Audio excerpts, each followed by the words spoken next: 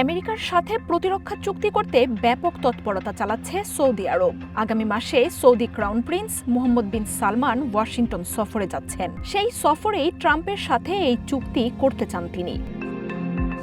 Reuters জানিয়েছে, মোহাম্মদ বিন সালমানের Saudi সফরেই এই চুক্তি স্বাক্ষর করতে চায় ট্রাম্প প্রশাসন। তার তোড়জোড়ও চলছে, তবে চুক্তির বিস্তারিত এখনও জানা যায়নি। গত মাসেই কাতারের নিরাপত্তায় নির্বাহী আদেশ জারি করেন প্রেসিডেন্ট ডোনাল্ড ট্রাম্প। এর ফলে যে কোনো হামলা বা হুমকির বিরুদ্ধে সরাসরি আমেরিকার নিরাপত্তা পাবে দেশটি। নেটোভুক্ত দেশগুলোর বাইরে কাতারে আমেরিকার কাছ থেকে এমন নিরাপত্তার নিশ্চয়তা পাওয়া প্রথম দেশ। Very happy with it, and I can tell you that I saw Israel dancing in the streets. সৌদির সাথে আমেরিকার চুক্তিও একই ধরনের হতে পারে বলে ধারণা করা হচ্ছে।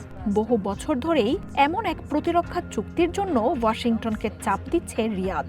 তবে এমন নিশ্চয়তা পাওয়ার আগে ইসরায়েলের সাথে সৌদির সম্পর্ক স্বাভাবিক করার প্রস্তাব দিচ্ছে আমেরিকা। গাজায় যুদ্ধ শুরু না হলে এই নিয়ে অগ্রগতি অনেক দূর এগিয়েছিল বলেও শোনা যায়। বৃহস্পতিবার সৌদি আমেরিকার সম্ভাব্য এই চুক্তির খবর প্রকাশের পরই ট্রাম্প কথা বলেছেন আব্রাহাম অ্যাকর্ডস নিয়ে। সৌদির সাথে ইসরায়েলের সম্পর্ক স্বাভাবিকের আশা প্রকাশ করেন তিনি।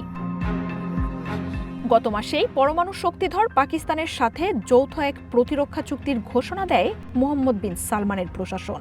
সৌদি আরবের বহুল আকাঙ্ক্ষিত পরমাণু শক্তিধর হওয়ার সম্ভাবনাও তৈরি হয় এতে। মার্জিয়া উপমা, ওয়ান ইন্টারন্যাশনাল ডেস্ক।